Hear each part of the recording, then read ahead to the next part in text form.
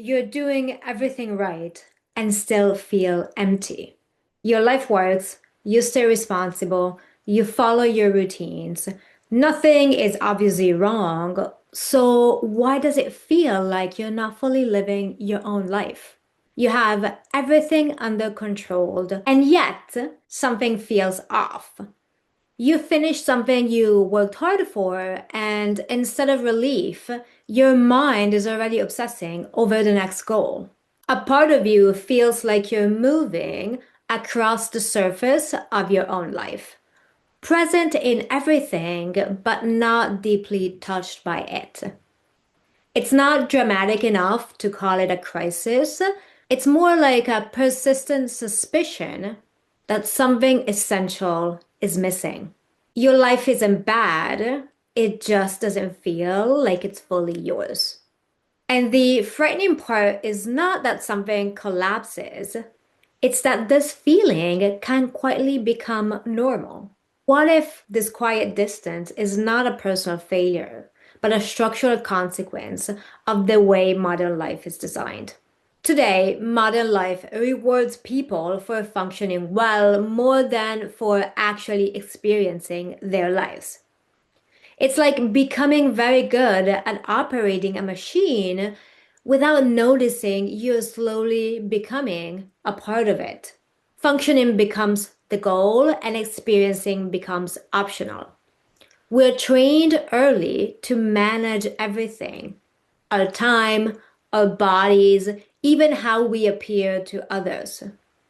We worry about how we look online, but rarely stop to ask what we actually feel. Productivity becomes a reflex. We keep going no matter what, even when something inside us feels flat.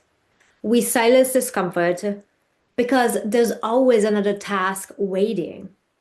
Slowly, life becomes something we coordinate instead of something we directly experience.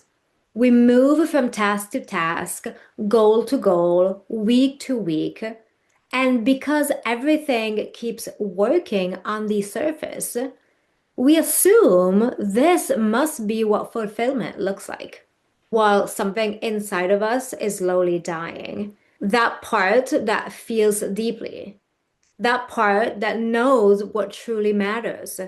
And because it happens quietly, years, decades can pass before we even notice what has been lost. Modern life moves at a speed where reflection begins to feel like a luxury. Modern civilization rewards activity, visibility, immediate response. There's very little space for uncertainty, for slowness, for moments where you don't know what you're doing or why. So people adapt. They become very good at functioning. We have become very good at functioning. And over time, they begin to feel like observers of their own life, present in everything they do, but not deeply touched by it. Like watching a movie you're technically in, but no longer fully directing. The real danger is not that life collapses, it's that it keeps working.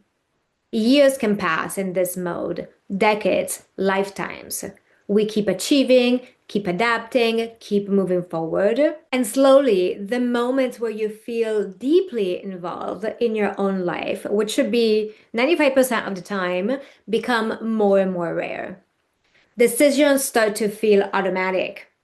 Days start to feel interchangeable. You no longer ask what you truly want, but only what makes sense. What is efficient? What is expected? What is safe?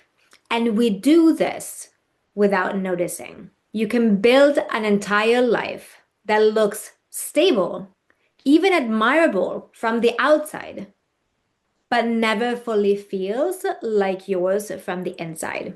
And not because you failed, but because you were never taught that feeling fully alive inside your own life was something worth protecting.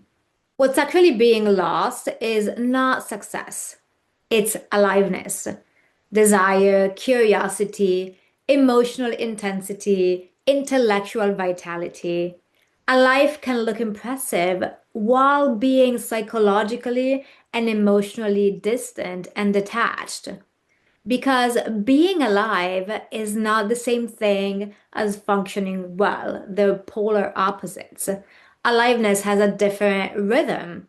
It requires uncertainty, moments where you don't know what you're doing, moments when something genuinely moves you. Aliveness asks for contact with experience, with other people, with your own reactions, with your own inner world.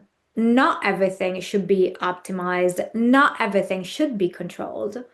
And in today's world, often being fully alive feels very, very, very inefficient because it interrupts routines, it complicates decisions, it forces you to question established paths that once felt obvious. But it is also what makes life feel truly real. It is what allows desire to return. It is what makes thinking feel fresh again instead of repetitive. It's what turns time from something you manage into something you actually inhabit. The longer we ignore that quiet distance, that inner detachment, the more normal it begins to feel. We have very few examples in the outside world of what being fully alive actually looks like. So we adapt, we become efficient, capable, reliable. Somewhere along the way, we forgot that life was never meant to feel like a system we successfully optimize. It was meant to be something we participate in, something that moves us, something that asks energy back from us. Modern life makes it easy to survive, but staying fully alive inside of it requires deep awareness. If this tension feels familiar to you, the tension between a life that looks great even from the outside and feels empty inside, if you've sensed that something is essential is quietly slipping away, this channel is where we examine it together.